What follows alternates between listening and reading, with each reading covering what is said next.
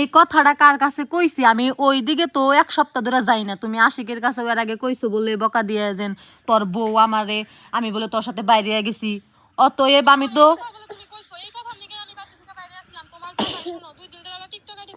হুম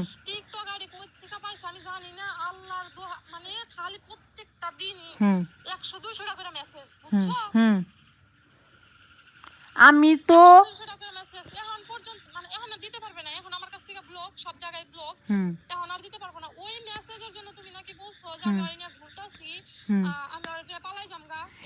এইগুলা কেরা কইছে আমার? হে মানুষটারে আমার সামনে এনে দেও।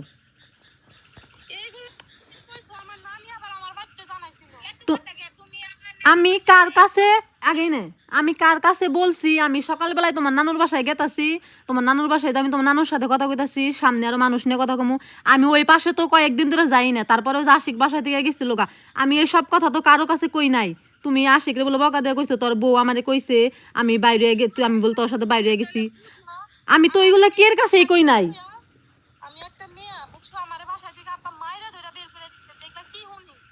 না আমি না কের কাছেই কই নাই। এগুলা মানুষ মানুষ হয়তো কইতাছে। হুম হ্যাঁ আচ্ছা আচ্ছা আমি সকালবেলায় যাই ওনারে জানাইতাছি যে আপনি কার কাছে শুনছেন যে আমি এই কথাগুলা কার কাছে বলছি আমারে ওই লোকটা বাইর করে দেন আমার সামনে। আপনি যে এই সব কথাগুলা যে ছড়াইতাছেন, কাহিনী মেলা আগেই শেষ করে দিছি, এগুলা নিয়ে চুপ রইছি। আপনি এইগুলা কার কাছে শুনছেন এগুলা আমারে বাইর করে দেন।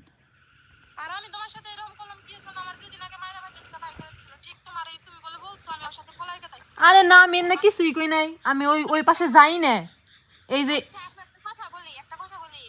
হ্যাঁ হ্যাঁ ঘুরছে, শুনছি, দেখছি।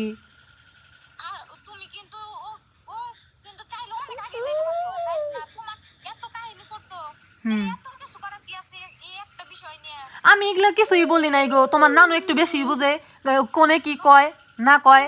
হে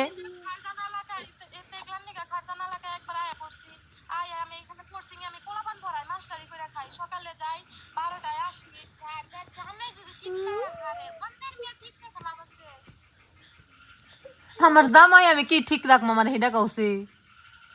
তুমি যে কথাটা কইলে